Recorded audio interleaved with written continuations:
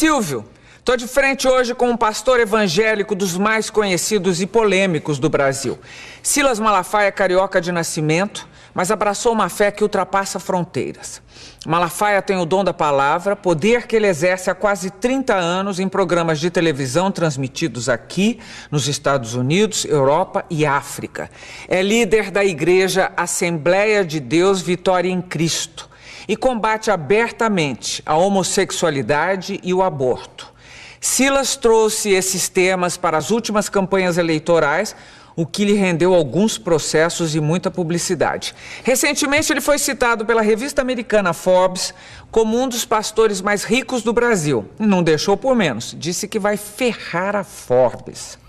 Pastor, antes de mais nada, muito obrigado pela presença aqui nos nossos estúdios. É que agradeço. Vamos começar pelo assunto mais atual, pela Forbes. Sim. Que é recentíssima. A revista publicou que o senhor está em terceiro lugar entre os pastores evangélicos mais ricos do Brasil, com uma fortuna pessoal avaliada em 150 milhões de dólares, que dá em números brasileiros 300 milhões de reais. E o senhor contestou essa informação. Sim. Deixa eu te falar, Gabi. Safado, sem vergonha, bandido, caluniador, tem tudo que é lugar. Pastor, padre, jornalista, tem tudo que é lugar. Quando a Forbes faz uma declaração dessa, não é uma declaraçãozinha qualquer. Eu vivo de quê? Eu vivo de que pessoas acreditem em mim para darem ofertas, é verdade? Porque eu sou um pouco diferente de outros pastores. As ofertas que eu recebo é mais de gente que não é da minha igreja. Eu sou pastor de igreja há 2 anos e meio. Então, há 30 anos eu sou conferencista e tenho programas de TV e recebo verbas de pessoas que não me conhecem de perto. 80% são evangélicos e 20% é gente de tudo que é religião. Então, quando eles falam isso, o que subentende? O ser humano é um ser inteligente, que raciocina, que pensa. Bem, esse cara tem 300 milhões, está roubando de gente. Não, roubando não. Está metendo a mão. Mas eu gosto de ser, desculpa, eu sou muito franco. Esse cara está com essa grana toda porque está metendo a mão em alguma coisa. Aí vamos lá. Onde é que está a mentira e a safadeza? Primeiro, minha declaração do imposto de renda, eu vou fazer porque você tem credibilidade. Estou sendo honesto.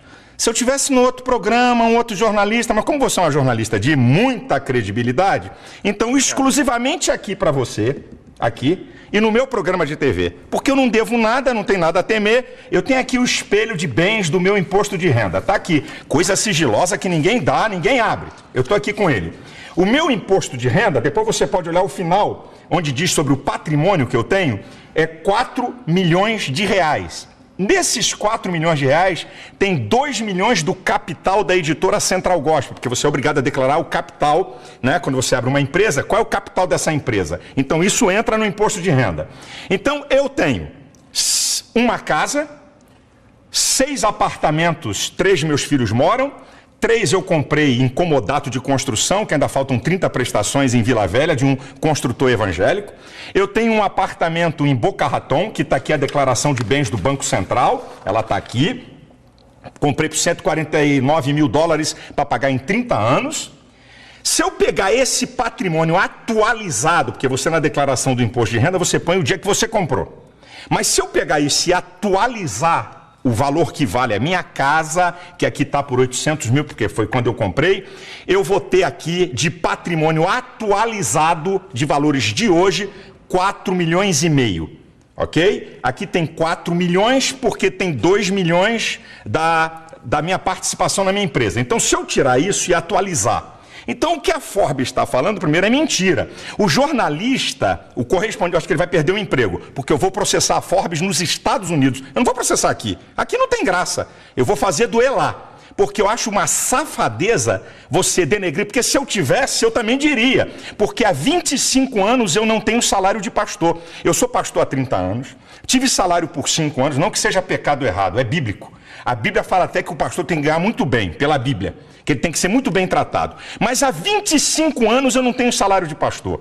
Há 25 anos eu vivo de quê? Como conferencista, eu talvez seja o pastor que mais oferta ganho quando prego fora, porque estou na televisão, essa coisa toda, e da minha editora. Para você ter uma ideia, nos últimos 5 anos eu vendi mais de 1 milhão de livros meus por ano.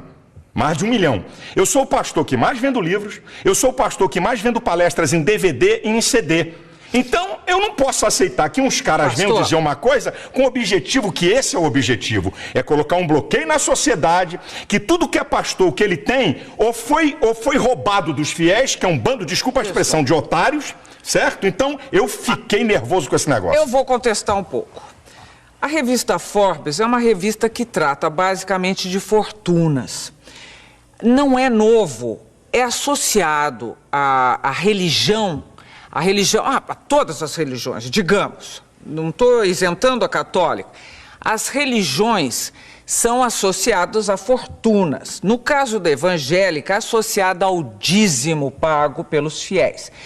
E aí levanta-se a questão sempre, tem sempre esse mistério do dinheiro em torno da religião evangélica, que vem do dízimo, etc e tal, que sustenta as igrejas. Também vem com dízimo. Também, estou dizendo. Também é dízimo também. Não é obrigatório, mas tem. Verdade.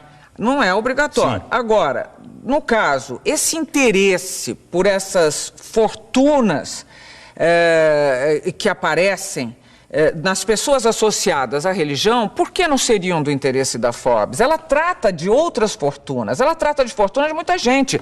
Ela cita o Ike como o Ike Batista, ela cita todo mundo. Por que não citaria os brasileiros associados à religião? E mais, a revista se defendeu citando fontes. Ela disse Ministério Público, mentira, Polícia Federal, mentira, e imprensa. Mentira, primeiro, não tem um dado. Na imprensa, seja jornais ou revistas, não tem um dado para ele declarar que eu tenho 300 milhões. 2, a Polícia Federal e o Ministério Público Federal, que são instituições de muita credibilidade, legalmente, eles não têm autoridade de falar nada de ninguém. Só tem um órgão, Receita Federal. E que para falar do que eu tenho, um juiz tem que autorizar. Porque sigilo fiscal, sigilo de patrimônios, sigilos bancários, só um juiz pode quebrar. Então eu disse para você, a Forbes pode falar da fortuna de qualquer um, mas fale dos que tem. Quando ele diz que eu tenho 300 milhões de reais, o que a pessoa vai associar? É o ser humano, o cérebro humano, o ser humano, ele é um ser que diferencia dos animais, porque ele tem inteligência e percepção, ele faz associações. Então diz assim, pô, esse malandro aí, esse vagabundo aí, tem 300 milhões porque roubou os fiéis. Então essa é a ideia. E eu não vou receber fama daquilo que eu não tenho, porque para o milionário, Gabi, para o empresário sair, olha, eu estou entre os 100 mais ricos do mundo, isso dá até crédito para o cara. Os bancos, pô, esse cara aqui está entre os milionários. Para mim é o contrário, o efeito é negativo. Mas, o pastor, você não devia estar fazendo esse tipo de não defesa da teologia da prosperidade. Não, diferente. Aí vem cá. Quem disse? Existe uma coisa, existe o besterol da teologia da prosperidade, existe a teologia da prosperidade da Bíblia. Então explica pra gente. Eu explico para você qual é o besterol da teologia da prosperidade.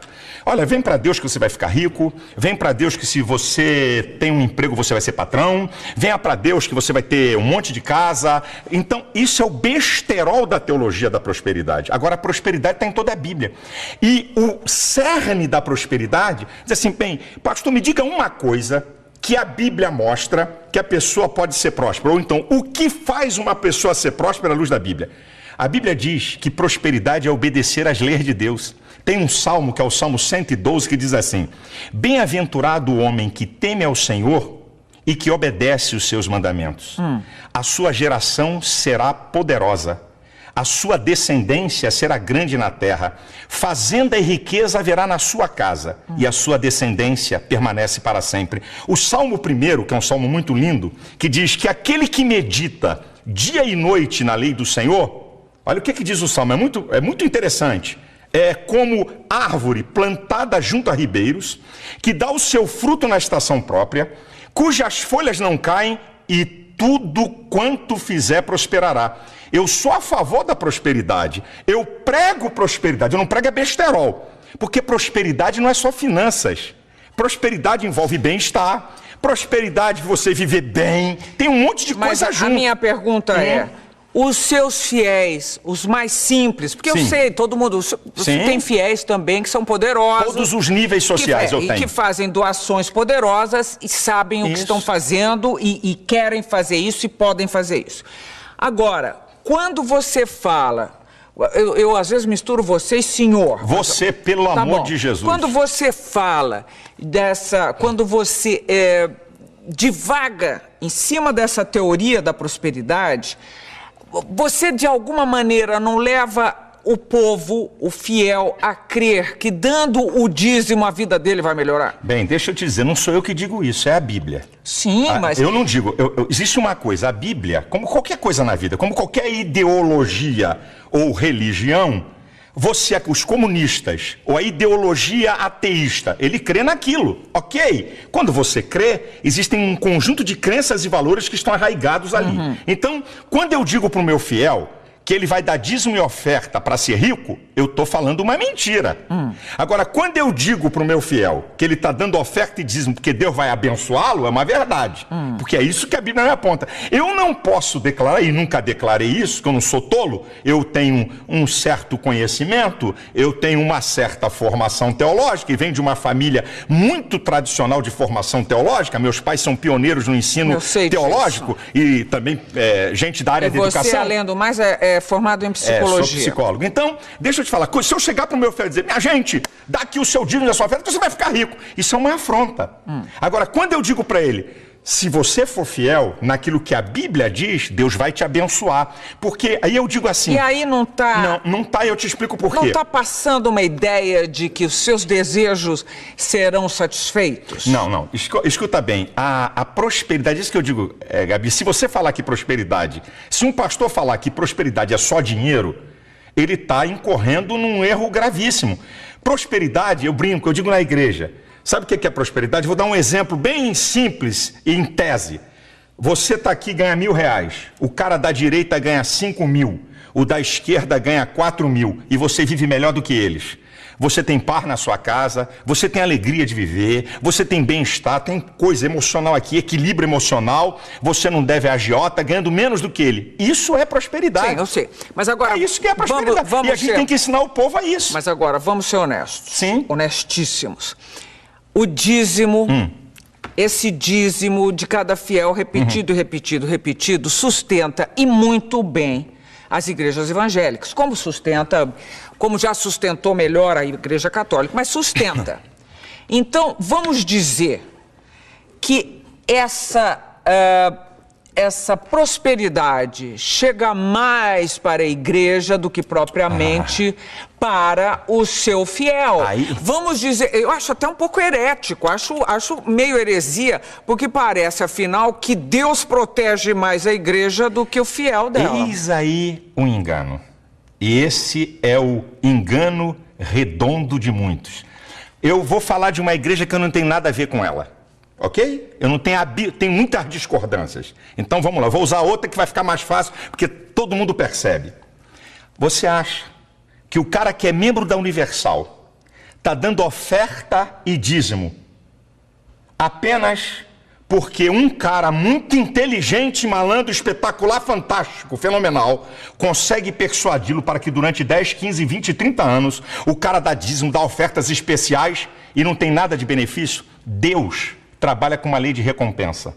O apóstolo Paulo diz uma coisa linda, ele diz assim, olha, uma coisa eu faço, eu deixo as coisas que para trás ficam e eu prossigo para as que estão na minha frente pelo prêmio. Você sabe que Deus, ele fala de uma lei de recompensa o tempo todo, porque Deus conhece o ser humano. Mas então, qual é a recompensa? Qual é a recompensa? Eu mostro para você, e você pode ir em qualquer igreja. Esse é um engano de muita gente. Você pode ir em qualquer igreja. Eu desafio imprensa, pode ir comigo. Querida, escuta. Mas muita gente já reclamou e já deu matéria dizendo que perdeu tudo. Então você faz o seguinte, você pega do universo, vamos para a lei da probabilidade. Então, você tem um grupo, é assim que se faz as pesquisas. Você tem um grupo de 1.000 pessoas, onde 30%, não vou nem ser mais, 30% abandonou a fé, reclamou que perdeu tudo. Agora, você tem um grupo de 1.000 pessoas onde 1 ou 2 estão reclamando. Esse número, Gabriela, não é pastores, não somos nós, eu não mudo a vida de ninguém, eu não transformo ninguém. A verdade é que Deus está interessado no bem-estar do homem. Então, o que eu digo para você é o seguinte, vai lá no povo. Como é que uma pessoa, Marília Gabriela, fica 30 anos numa igreja? 40 anos numa igreja, dando oferta e dízimo e não tem benefício nenhum. É um imbecil idiota. Não. Então, como é que é isso? O maior beneficiado são as pessoas, não a igreja. Eu acho que encontram um conforto, um tipo de conforto. Encontra muito mais. Bom, um conforto, um estímulo. Mas... Gabriel, Silas, você falar que alguém não vai ficar numa igreja por uma pessoa, eu garanto pra você, quem tá nos vendo aqui, tá achando você muito mais interessante do que eu, porque existe uma capacidade de liderança, uma maneira de se expressar que faz um líder. Mas você não consegue segurar uma pessoa há 30, 40 anos dando dinheiro. Você até consegue isso pra te seguir. Mas o cara dando bens... Agora, o que acontece? Vamos lá, quais são os graves problemas da sociedade? Drogas é um grave problema, correto? Um gravíssimo problema, que nem eles sabem o que vão fazer, tá? Bebida, 1 em cada 4 jovens...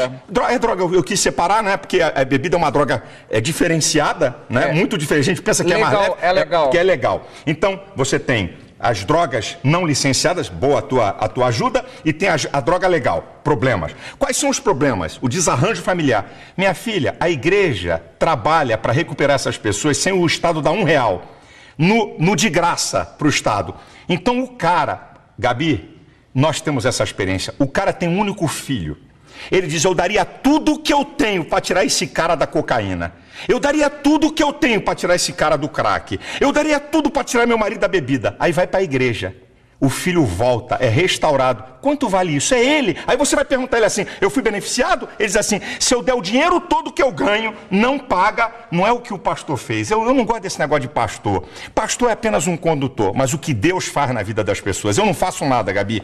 Eu creio num Deus que faz. Ô Silas, mas agora vou terminar esse bloco. Mas você anda de avião? Sim. Você é uma igreja que tem avião próprio, você citou um apartamento nos Estados Unidos, e em uma outra matéria que eu li sua, você dizia que alguns apartamentos a pagar há 30 anos.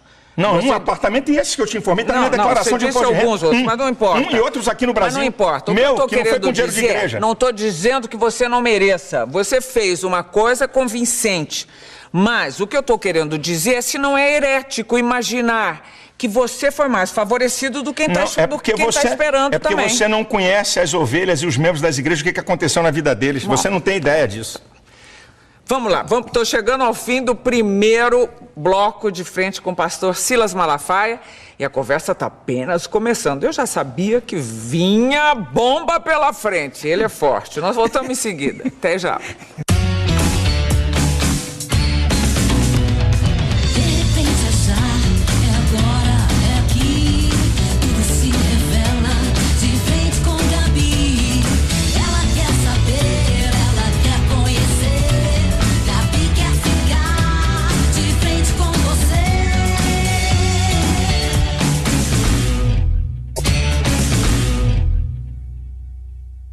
De volta e de frente com o pastor Silas Malafaia. Agora vem bomba.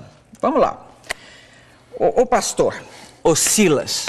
No discurso de posse para o segundo mandato, o presidente americano Barack Obama disse textualmente: nossa jornada não estará completa até que nossos irmãos e irmãs gays sejam tratados como qualquer pessoa.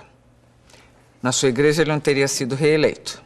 Na minha igreja, não. Ele não teria sido reeleito. Deixa eu falar sobre essa questão de homossexualismo. Homossexualidade. Isso, obrigado. Deixa eu te falar uma coisa. Primeiro, ninguém nasce gay. Homossexualismo é um comportamento.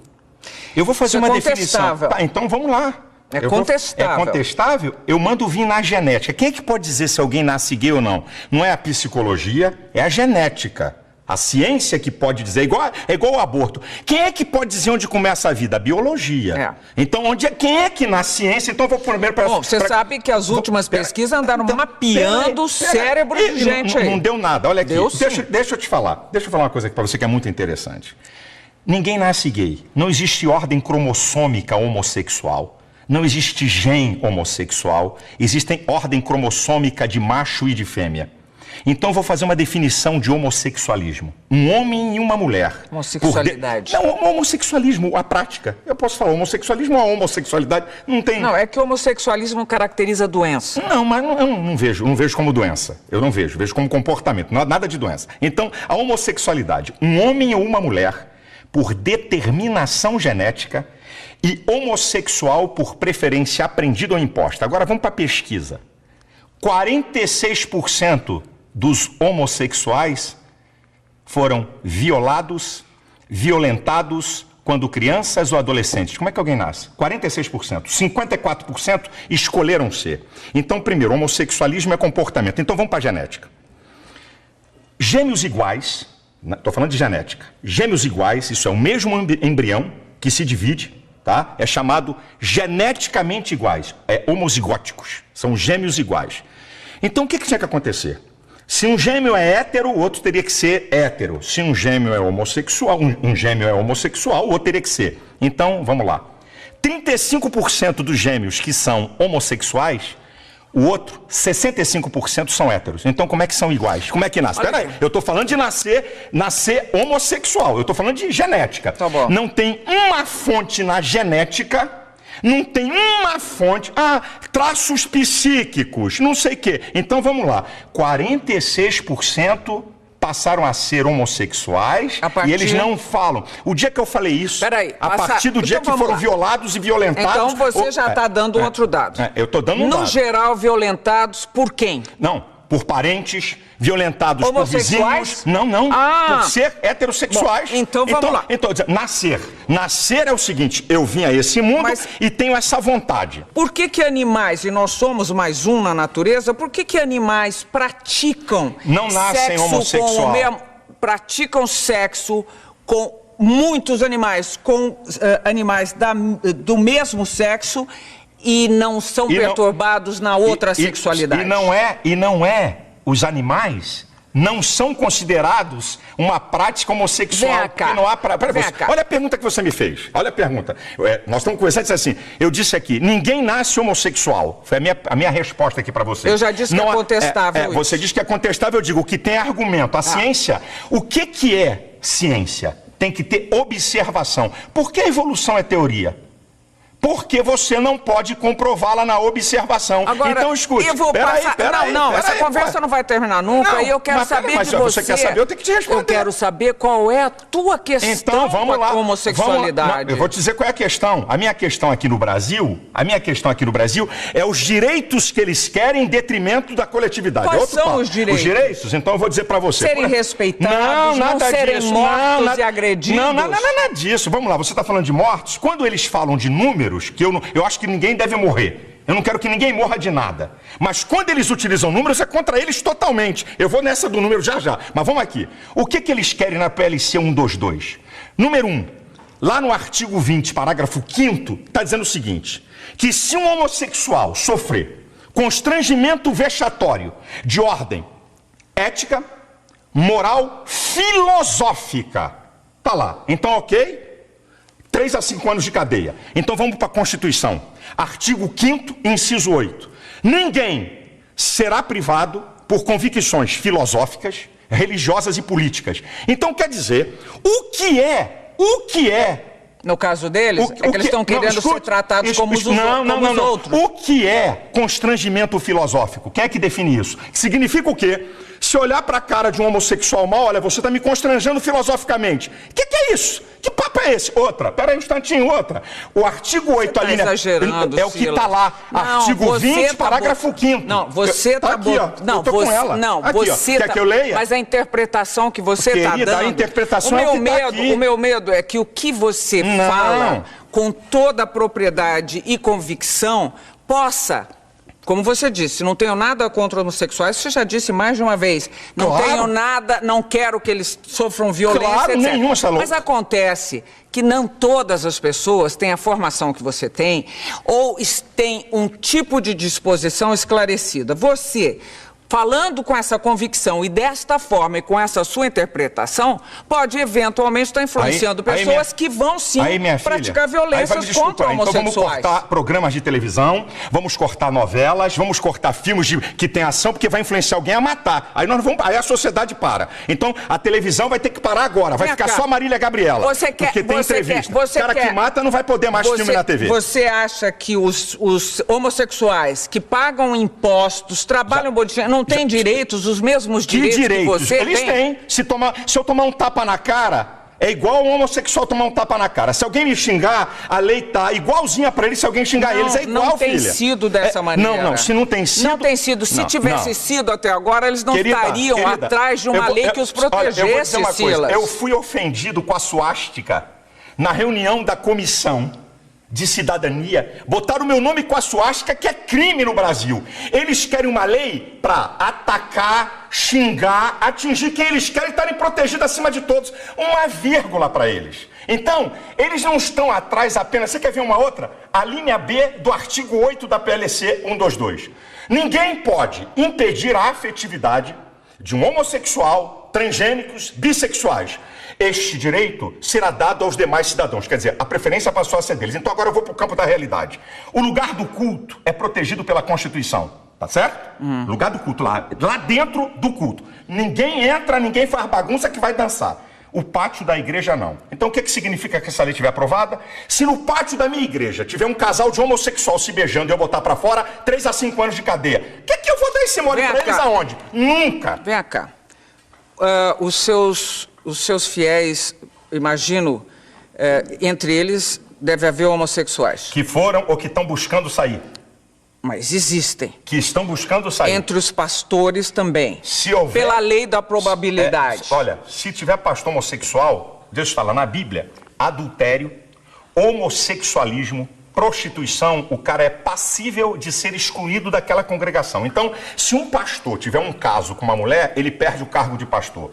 Se um pastor tiver um caso de homossexualismo, ele perde o caso de pastor. Se um pastor for solteiro e tiver uma relação sexual com qualquer uma, vai perder o cargo. Então, a Bíblia trata do mesmo nível. Algum fiel seu homossexual chegou a conversar com você sobre esse assunto ou não existe sequer conversa a respeito? É claro, pede socorro. Olha, a igreja está lotada de gente Você, como psicólogo, chegou à conclusão de que um homossexual deve e pode ser realmente...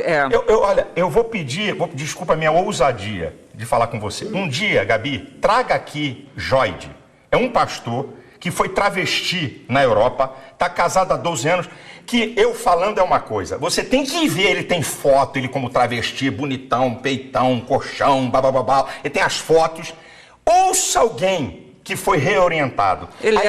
Você aceita que ele podia ser um bissexual? Não, conversa com ele pra você ver. Eu tô perguntando se você aceita que ele podia ser um bissexual. Pode ser um bissexual. Agora, mais grave do que isso. Vai botar 380 de peito, vai botar bumbum e coxa e ser bissexual. Mas olha aqui, vem aqui. Não virou, depois não casou e tudo? Casou. Agora, eu vou fazer uma pergunta pra você. Você não acha outra vez, eu acho um pouco herético, que criaturas de Deus, digamos, sejam julgadas em nome de Deus? Que autoridade, que autorização deu ele para qualquer ser humano ficar julgando o outro nesse nível? A autoridade não é para julgar a pessoa. A autoridade da Bíblia é para condenar pecado. E eu vou dizer uma coisa para você. Você sabia que Jesus falou mais sobre o inferno do que sobre o céu nos evangelhos? Jesus falou mais. E por que Jesus falou mais sobre o inferno do que sobre o céu? Para mostrar o perigo que é ele e para quem vai para lá. Então, a Bíblia define o que é pecado. Então, eu não estou aqui para acusar A, B ou C, mas eu estou aqui para condenar o pecado. Então, na minha visão, ok? Da minha crença e valores, da minha visão espiritual, do que eu creio na Bíblia, a homossexualidade, o adultério, a prostituição são pecados claríssimos à luz da Bíblia. Então, um casamento que não der certo para você também tem que continuar lá para sempre. Não. A pessoa não pode se separar e fazer outra família com outra pessoa. A Bíblia dá. Mas essa interpretação, essa interpretação é muito fortuita. Não. Quando você diz assim, eu estou aqui para defender a família. Tem vários divorciados. Mas quando você diz, eu estou aqui para defender a família, eu quero saber que família é essa, que conceito de família é esse, que desde a época de Cristo não foi revisto. Que conceito de família? Toda a história da civilização humana, toda a história, o que eu estou te falando é antropológico, sociológico e teológico. Toda a história da civilização humana está sustentada. Um homem, uma mulher e sua prole. Você está passando pela Grécia Antiga também. Filha, eu estou falando da história, é isso.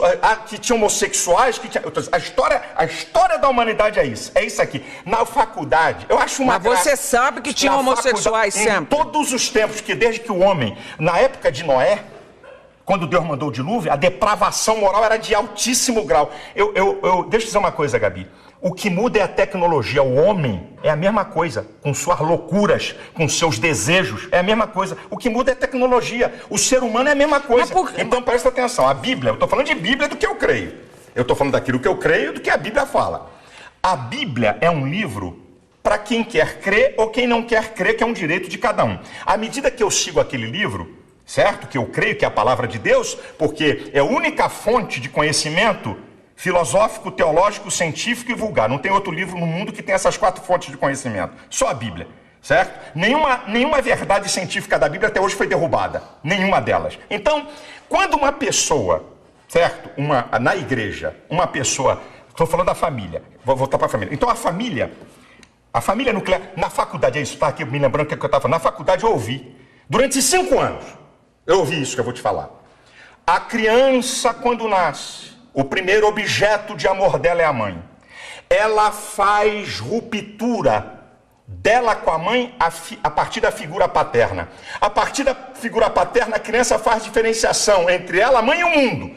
Eu cansei de ouvir isso. Sabe de Freud, que tanto falam? Freud estudou o caso de uma paciente homossexual e descobriu que ela é homossexual pela relação dela com o pai. Manda rasgar o compêndio de Freud. Manda eles rasgarem. Tá lá, estudo de Freud. Ele reorientou a mulher e ela passou a ser heterossexual. Então vai dizer que não pode ser reorientado?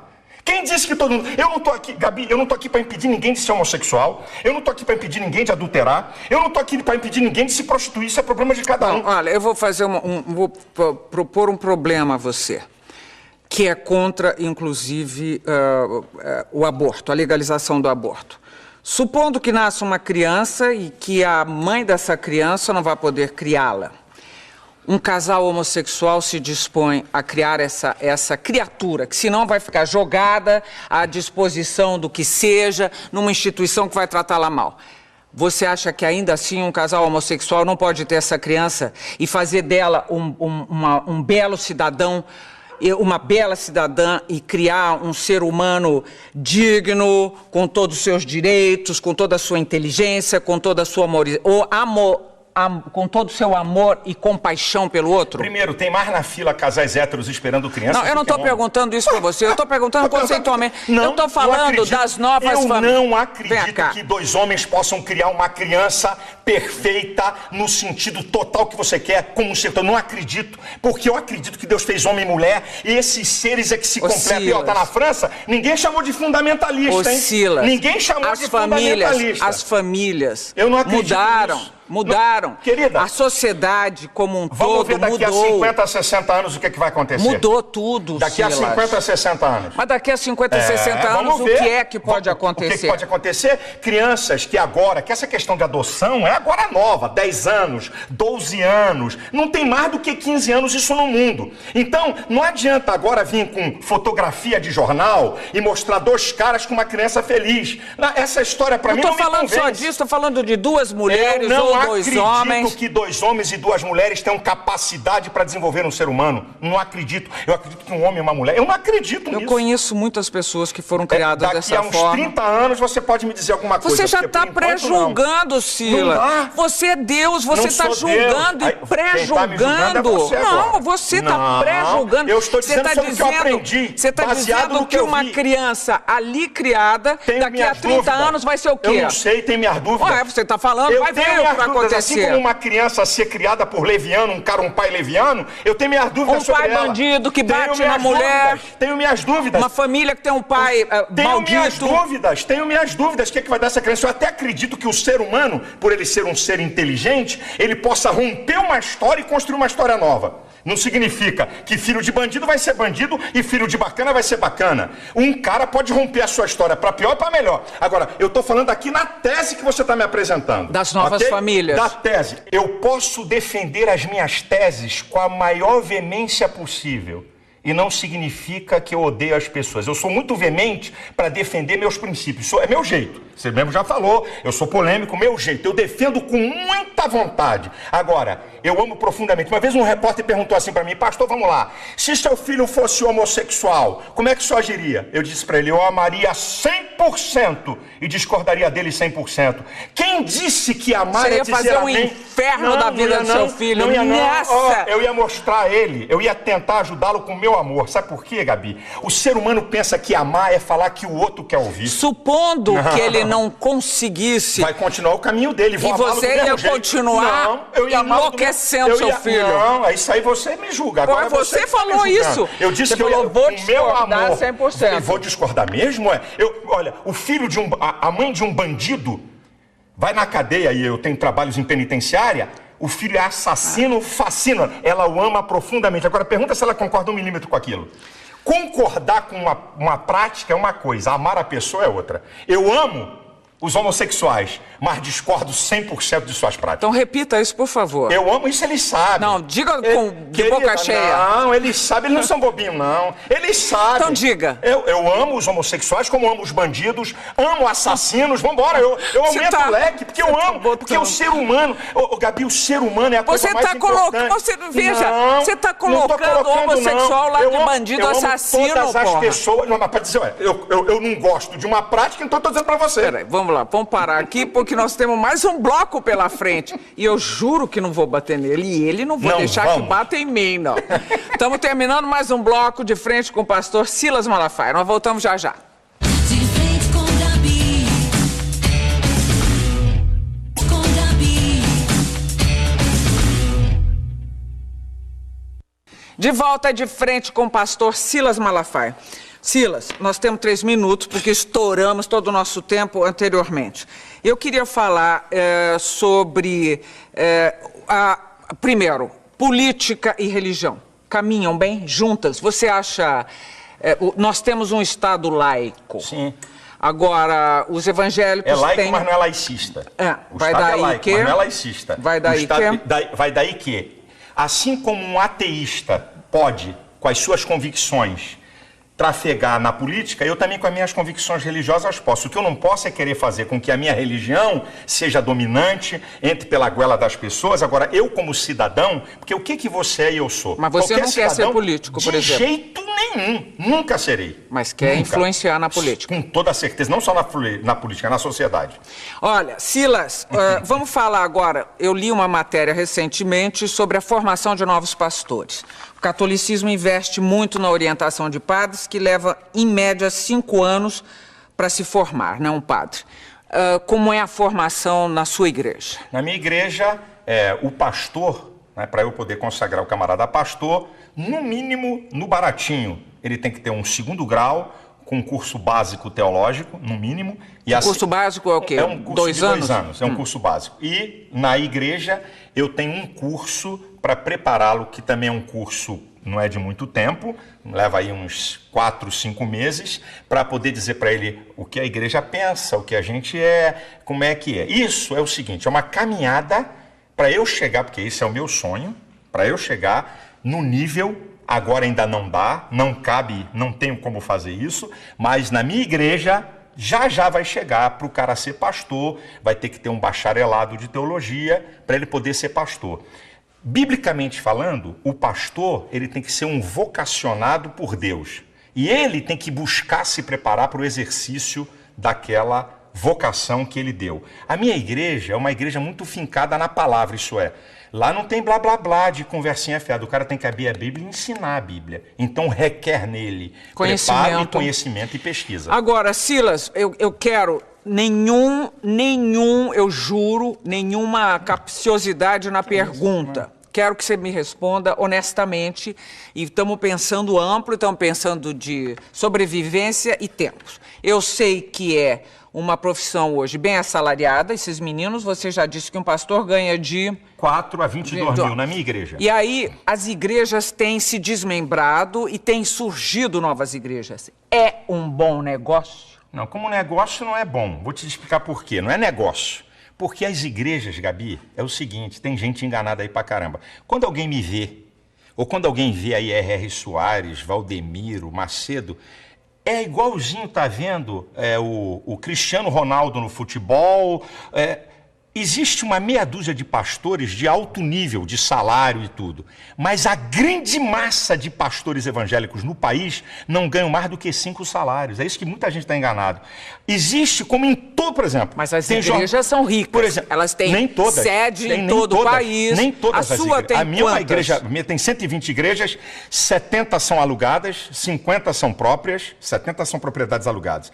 Eu sou um camarada visionário que quero fazer com que meu pastor desempenhe a sua função com dignidade. Eu não quero que ele fique preocupado com escola de filho, com comida em casa, para ele poder dar atenção àquela ovelha. Então, eu quero dar dignidade ao cara. Mas, Gabi, o que tem de pastor nesse país que ganha 1.000 conto, que ganha R$1.500, vocês não têm ideia. É porque a mídia, quando olha, é igual, com todo respeito, sem querer saber nada, é igual a você. Você é top como jornalista, mas tem um monte de jornalista aí que não vou falar, que só Deus sabe quanto eles ganham. Mas eu estou dizendo, a perspectiva dos que começam a chegar a ser Silas Malafaia. Não é. Ele ganha 1.500, mas ele está lá. É uma perspectiva. Mas não é, porque para ele poder... Eu ainda não... Eu abdiquei do salário da minha igreja. Eu, pessoalmente, certo? A minha igreja é uma igreja que paga muito bem a pastor presidente. Então, ele sabe que para chegar num nível grande, ele vai ter que presidir uma organização. E aí é que está enganado. Se fosse fácil, todo mundo fazia. E não vai ser brincadeira ele presidir uma organização. Você alguma vez na vida passou pela Igreja Católica? Teve alguma passagem pela Igreja Católica? Não. O Papa representa alguma coisa para você? Não. É um líder de uma religião, apenas isso. Com respeito seu? Respeito porque é um líder de uma religião, eu tenho que respeitar. Agora, não reconhecemos ele como sucessor de Cristo, não reconhecemos esse reconhecimento, nós não damos a ele. Existe um sucessor de Cristo? O sucessor de Cristo são seus discípulos, que ele mandou a gente aqui na terra imitá-lo e pregar o que ele deixou. Não tem uma pessoa, ele não deixou esse cara aqui vai comandar. Não teve essa. E outra, se Pedro foi sucessor de Cristo, esqueceram de avisar eles que Pedro era casado, Jesus curou a sogra de Pedro. Devia de liberar eles para casarem. Mas vamos embora, é outra história. Outra história também que devia ter homossexual à beça naquela época. Podia ter, eu não tenho dúvida nenhuma disso. Então, terminando mais um bloco de frente com o pastor Silas Malafaia, nós voltamos daqui a pouquinho. Até já. De frente com Gabi. Gabi. De volta para a parte final de frente com o pastor Silas Malafaia. Esporte você praticou na vida ou não? Pereba jogando bola. Sou ruim de Que bola. pereba? Pereba é ruim, é o cara ruim. ruim. Sempre joguei, gosto de futebol, mas sou ruim. Mas vamos ver lá agora. Bate-bola, jogo rápido, tá bom? Divórcio. Sou contra, Casamento sou a favor, e morar junto. sou contra, Por quê? a não ser que seja casado, sou contra. Tudo que sai fora da legalidade do casamento, sou contra. Mas Você está me perguntando, eu estou respondendo, sou contra. judaísmo, É o antecessor do cristianismo. O judaísmo foi fundamental para chegar até o cristianismo. Por isso que nós ainda temos o Antigo Testamento na Bíblia. islamismo, Eu acredito de um radicalismo muito horroroso para o que a gente chama de religião. falando de radicalismo não, né? Não, tô Na falando minha de- frente agora. eu tô Vou deixar falando de radicalismo, passar. que Vou manda matar, Bom. que não aceita os outros. É isso que eu estou falando, para matar. Não aceitar. Quem disse que a sociedade a gente aceita todo mundo? Bom, Ué, ok. quer dizer que ser bacana é aceitar todo mundo? É isso que é o bacana? É ter um olhar condescendente não, é para aceitar com o todo outro. É mundo? entender. Você que é psicólogo devia entender isso. Não vamos começar a brigar não é de assim, novo. Não, né? A vida não é assim, não. Parada gay, então. Diga pra mim. Parada gay é uma publicidade acerca de algo que eles estão mentindo o tempo todo e que a Folha de São Paulo fez a casa cair, sobre o número. Silas Malafaia por Silas Malafaia. Eu sou o seguinte, eu acho que de vez em quando eu sou chato, de vez em quando eu sou muito duro para questionar as coisas, assim, no embate eu podia muitas vezes... Não é aqui com você, muitas vezes eu falo alto demais, quando eu estou num embate eu podia falar mais baixo. Minha esposa diz, Silas, diminui um pouco o volume, minha esposa diz assim. Mas acho que eu sou um idealista, eu tenho ideais e eu não abro mão da família, que é a coisa mais... é a base de sustentáculo da sociedade. Aí eu vou dizer uma palavra espiritual, do mundo espiritual. O maior interessado em destruir a família é o diabo, porque quando ele destrói a família, ele desarruma toda a sociedade. Crack, cocaína, bebida, vai lá numa análise bem profunda se não tem uma participação dessa história da família. A família é uma coisa muito, muito importante. Olha aqui, obrigada pela entrevista. Deus te abençoe, viu? Meu desejo é que esse Deus que eu creio se revele cada vez mais a você e que as pessoas que estão nos assistindo, eu não conheço as pessoas, não sei o que está acontecendo com elas, mas eu, se você me permitir, eu quero liberar uma palavra. Talvez precisando de cura, talvez gente sem paz, talvez gente perturbada com as coisas da vida, que Deus se manifesta a você, trazendo paz, alegria e equilíbrio. Que o meu, que eu não sei se é o mesmo seu, te perdoe. Ele me perdoa, porque eu sou pecador. Obrigada, Silas. E a gente se vê aqui no próximo programa. Até lá.